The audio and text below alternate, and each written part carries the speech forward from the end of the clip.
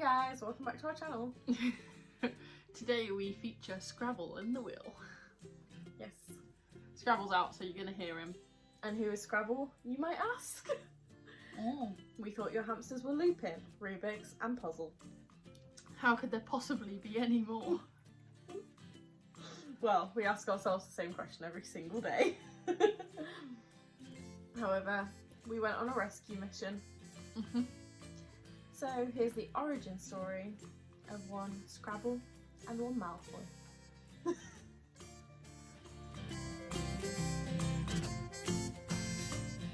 So, me and Sophie spent a lot of time on the rehoming hotspots, as it were, for hamsters, which include Pets for Home, Gumtree, Spock, Pre-Loved, Free ads. And one day I saw that 3 new adverts have been put on. Now there's not generally a lot of adverts that pop up in and around York, even within a 50-mile radius. There's not many that pop up, especially rehoming situations. There's a lot of selling babies, yeah, so breeders that have bred. So when I saw these Syrians that have been put up, I saw them and I thought, you don't normally get them around here. So I read into the story. Then I realised that there were 3 under the same name. So there was 2 boys and a female. And it was really odd because the 3 hamsters had almost 3 different reasons for them not being wanted anymore. I think one of them had that they didn't have enough money to have the hamsters anymore. One of them was they had a litter of a new litter of hamsters, so they didn't have time to look after the adults. Essentially, I can't remember what it said. They were the 2 male ones. I can't remember what it said on the female one off by heart, but. And I looked at it and I showed Sophie and was just like, oh my god, these have been used for breeding. Yeah, so the actual advertiser was listed on Pets for Homes as a breeder. But the difference was that, she didn't list herself anywhere professionally online. So it's a backyard breeder in that instance, which means that she's probably not certified or registered and she's just doing it out of her own home. So we felt really bad for these guys. And that was before even properly looking at the hamster and their sort of conditions. So when we looked at Malfoy's, a lot of the pictures seemed a bit weird.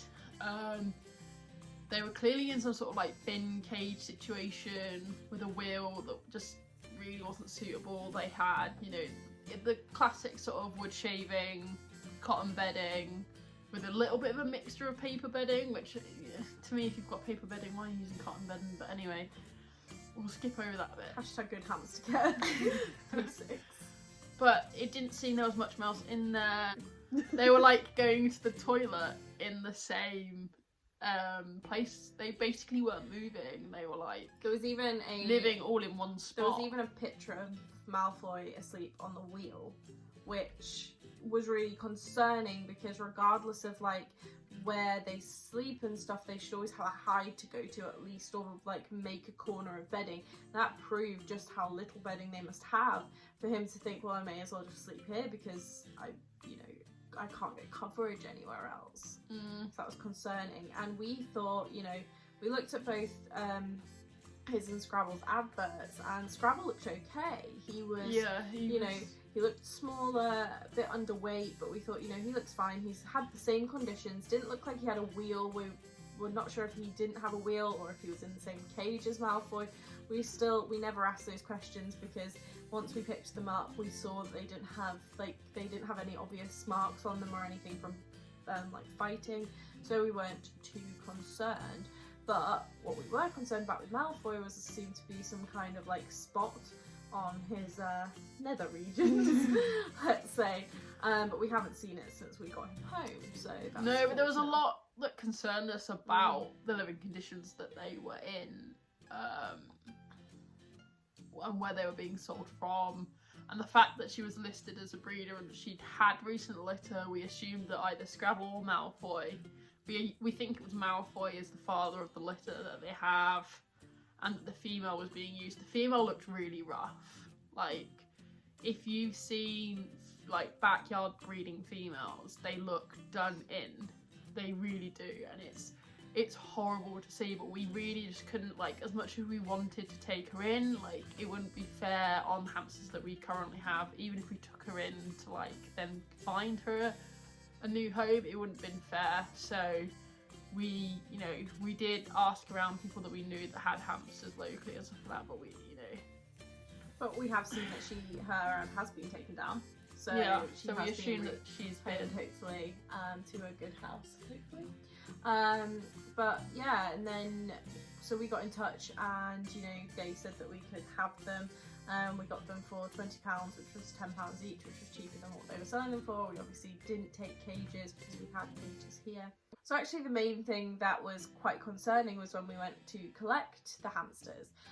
So we got to the lady's house and we knocked on the door and stuff, and instead of coming to the door with a cage with a hamster in it, which is how it is usually done, not just from our own experience with Puzzle, but also from other people's experiences that we talked to online about it, you know, they basically just brought them in their hands.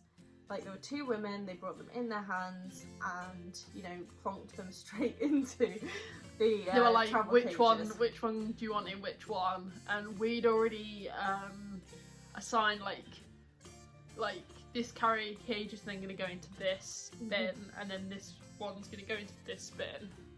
And so we assigned, because we weren't sure how healthy Malfoy was from the pictures. At the time we had a bin cage for him, so we assigned him a certain box, and we did that because that was the easiest one to then put him into the bin cage to take him out and all that sort of stuff. So in case he was unwell, it was better for him to be in a bin cage than it was a proper cage. So we organised who was going in which thing, like which carry case. Yeah. And so Scrabble was going in the hamster heaven when he got back, especially because he looked smaller. So, you know, we figured he can go in the slightly smaller cage, and we now have a Savic Plaza for Malfoy, and we're planning on upgrading both of them fairly soon. So Malfoy will have a slightly bigger cage because he's a big boy, and Scrabble will go in the plaza. But it was all very weird, and we now We have a bit of a conspiracy theory. We have a conspiracy theory. So we actually think that, like, we were told by the people that sold us the hamsters that they were brothers, that they were the same age and from the same litter. But what we actually think has happened is Malfoy is Scrabble's dad, and that Scrabble is just a hamster they couldn't get rid of. And it's about maybe 2 to 3 months old. I think it's nearer Rubik's age than Malfoy's age. And the reason for that is just basic behaviours. So, like, when Scrabble is out and about, first off, he's smaller. Malfoy is a lot bigger, which, you know, I know he doesn't indicate much, but he's smaller than Rubik's, and when he's out and about, he is zooming around his cage. He sort of does what cats do with the zoomies around his cage, but not in a stressed out way, but just in a, I have so much hyper energy, oh my god, kind of way. And he's on his wheel all night, and he's so excited by stuff. And he just doesn't have that sort of calm adult presence that now even Rubik's has started to adopt, and that Lupin's had for a while, and that Malfoy, literally after 2 days, Malfoy calmed down. But it's not even that. Like, the first night I was picking Malfoy out the cage, like, he was quite stressed when he got here, and we had a whole situation where we thought he might be pregnant. Turns out he probably was just a bit stressed and essentially got a bit bloated, but he looked very triangular, and we thought he was hiding his nether regions from us.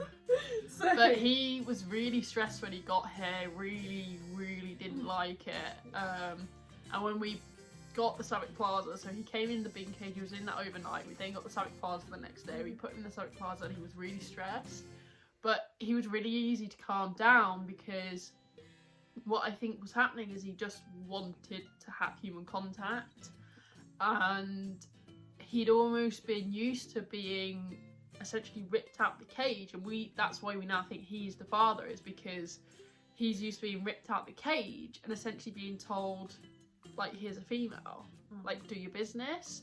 And we think a lot of him stressing in being put into the storage bin when he came here, into the carry cage, into the playpens and things like, every time we took him from a situation that he was okay with and that he calmed to, and then put him somewhere else, he was panicking. And we think that's because it was almost like, I've got a job to do, like, where's the female?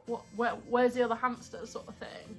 So we think that's now what was actually But he's his calmed stress. down massively, and we've only had them about 10 days now.